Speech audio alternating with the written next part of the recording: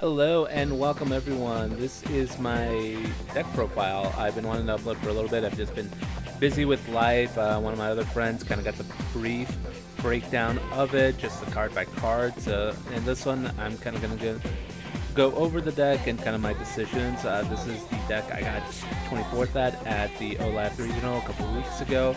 Snuck in there to get my invite. Started off pretty good, 3-0. Lost the next two in a row. Honestly, round 5, had I used my brain and played more, remembered all of my Malice Monsters effects, I'd more than likely win that one. Then win 2 in a row, and then unfortunately just deck didn't draw well. The Curse of Malice bricking when you needed did not brick the most, but overall I was really happy with how the deck performed.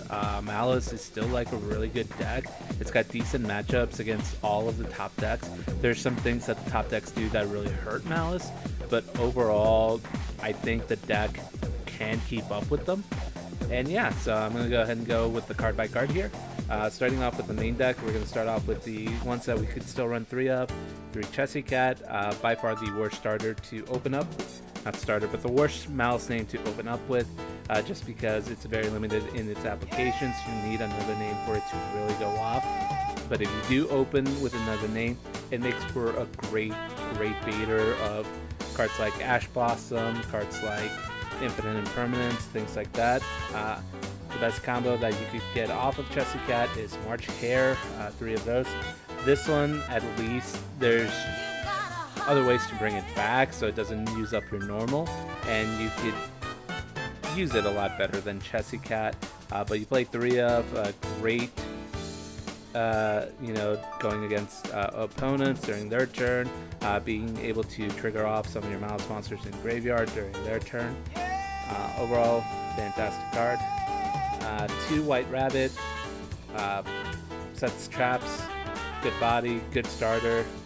And then the best starter, which is why it's limited to 1 Dormouse, does basically gets your plays going. If they let this one go uninterrupted, you're going to be in a really good position.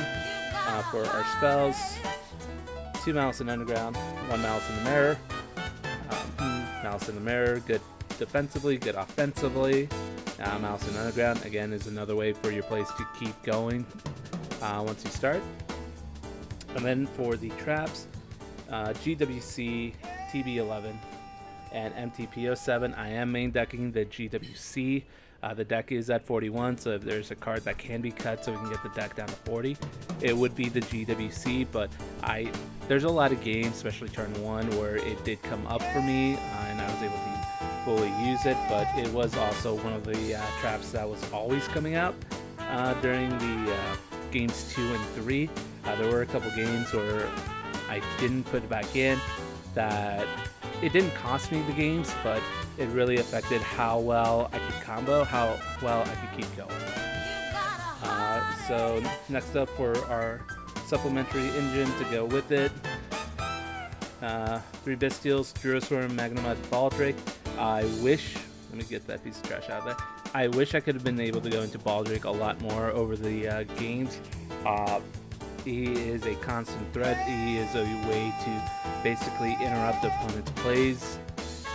Durasworm is still a pretty solid monster. Magnemite is able to search. They're great extenders.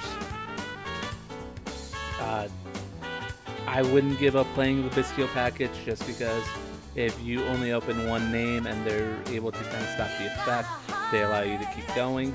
And then, of course, add Ignister package, 3 backup, 1 wizard. Backup, great searcher. If they don't, imperm harass it. Wizard, great way to keep going, to set up basically your big boards at the end. And then for kind of our power spells here, 3 Super Poly. That card was so clutch for me during the weekend. I was able to clear up a lot of established boards to go into Garura, and basically that allowed me to kind of keep playing.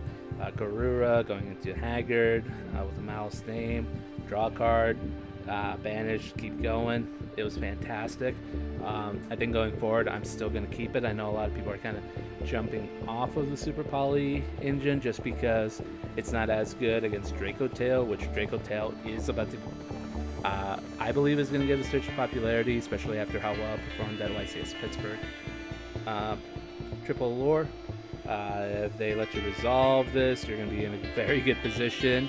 It's almost like, what do they want to stop? If they want you to draw 2 and then get your plays going, do they waste their Ash there? It's fantastic, especially with Lancia. Well, I think Lancia might be popping in more side decks coming up, but during the event, no one was on Lancia, so they almost had to waste their Ash on it. And then a couple other one-ups.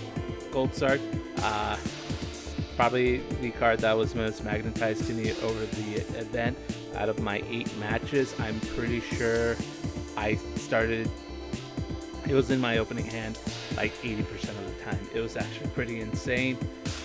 Terraforming to search the field spell and then Called by the Grave to stop any kind of annoying hand traps that, you know, could be an issue.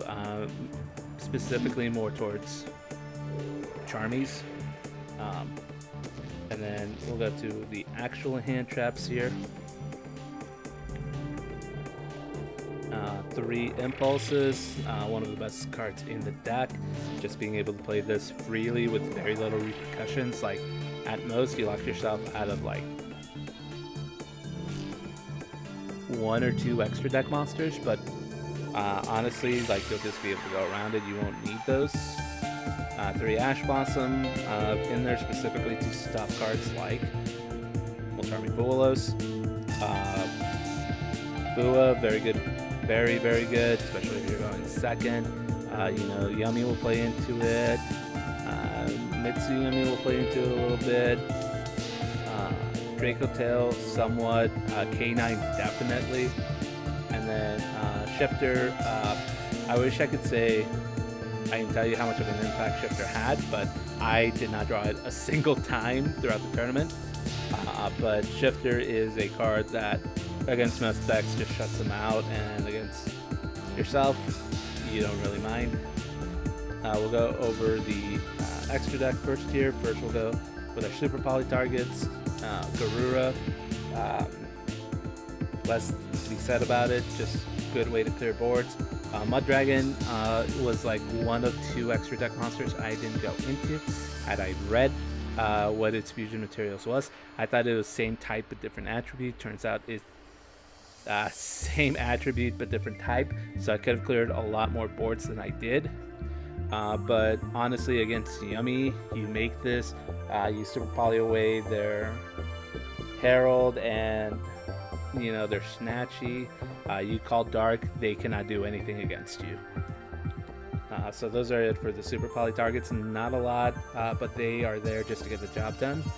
For our Link ones, Almirage, double Lingaribo, and Link Spider. Spider is here, obviously, for Nibiru. I got Nibiru'd 3 times, and all 3 times I was just able to extend because I just went into Link Spider. Lingaribo is great, especially if you're going second against Draco Tail, because you are basically forcing out some of their traps. You're forcing out a lot of their interruption plays because you will be able to stop the trap. And then Almirage was able to stop some hand traps, but mainly for me, it was just another attribute for Access Code Talker. Our Link 2s, Haggard, SP, and Dark. I randomly did have a Maliss mirror match, and every time I brought out Dark, Homeboy went into a big panic state and basically played all of his interruptions to stop Dark, which allowed me to just play on with my Maliss engine. SP made it a few times, was able to basically extend on my turn. I don't think it's as good in terms of interrupting your opponent, but for Maliss, it's just a great way to be able to kind of extend, especially if you're banishing one of your Maliss monsters whose banishment effect hasn't taken place. And then Haggard Lizardos, with us losing Splash Mage, just need another Link 2 to be able to extend, and because it banishes for cost, They can't really imperm it. And then kind of the link fours here. Firewall, access code, allied code. Made this, and the guy freaked out, and again was using all his resources to get rid of it. Game finisher, and then allied code is. I wish I could have said it had an impact. Like, it did force people to respect allied code, but a lot of the time, he either got super volleyed away or he got dark rulered no more. So that does happen. And then for the Maliss names, one white binder, one red ransom, one hard scripter, one of each. All of them saw play. All of them had an impact. Play one of, play them. Like, no need to cut any of them. They're all good. For the side deck, Charmy, Perulia, Droll and Lockbird. I was able to see Droll and Lockbird a decent amount of times. Never saw Perulia. Droll, I think, is still a really, really good hand trap. I feel like you should be playing it, either main or side decked. Imperm, just because I needed more targets for Thrust, and they did put in some work. I was able to stop a couple of the Draco Tail players from activating effects. Like, all the guy had was just like summon Malulu, attempt to activate effect, impermed, and he passed. Thrust, really good for getting some of our targets.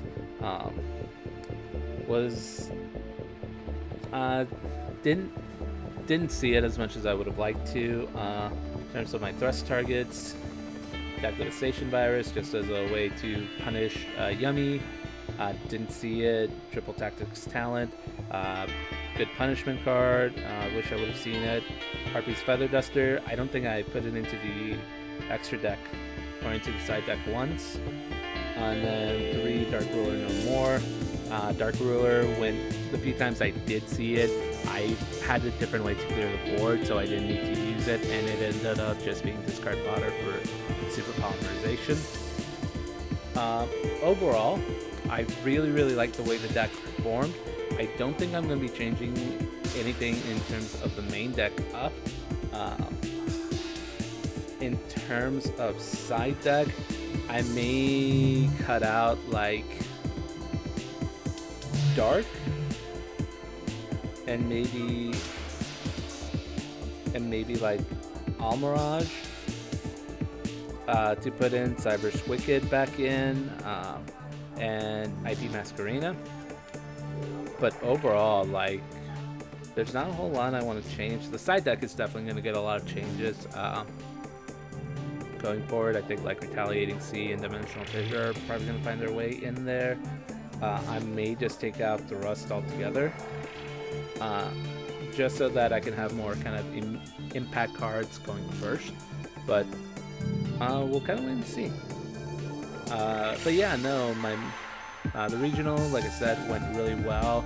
My rounds were, round 1 was Mitsu, round 2 was Punk, round 3 was Maliss, round 4 was Yummy Mitsu, round 5 was Branded, round 6 was Pure Yummy, round 7 was Draco Tail, and round 8 was K9 Mitsurugi.